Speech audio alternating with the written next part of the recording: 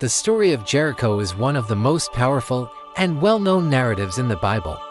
It is a story of a great miracle. The walls of a fortified city fall, not by the force of siege engines, but by the sound of trumpets and a shout of faith. It is a timeless lesson in obedience and divine power. But for decades, this story has been a battleground between faith and science.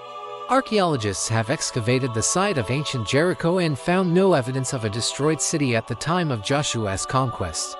They find no fallen walls from that period. For many, this is the ultimate contradiction. It seems to prove that the Bible is nothing more than a book of fables. But what if we're asking the wrong question? What if the true story of Jericho is not about physical walls, but about spiritual ones? The biblical account is not a dry historical record. It is a spiritual narrative. It is telling us that the battle for the Promised Land was not a military campaign, it was a spiritual conquest. The true enemy wasn't the stone walls of Jericho. The true enemy was the spiritual stronghold that the city represented. Jericho was a symbol of resistance, an insurmountable obstacle that no amount of human strength could overcome. The walls did not fall because of a geological event. They fell because of a divine act of intervention in response to unwavering faith. This story tells us that there are walls in our lives that will never come down through our own strength.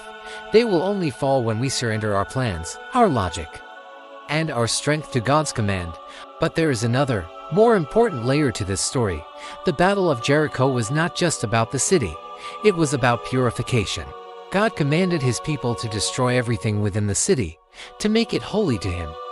It was a clear and powerful message that the very foundations of the land had to be cleansed of sin before God's people could enter and possess it. The fall of Jericho was not just a miracle. It was an act of divine consecration. It reminds us that our own lives must be cleansed of sin before we can truly enter into the full measure of God's promises.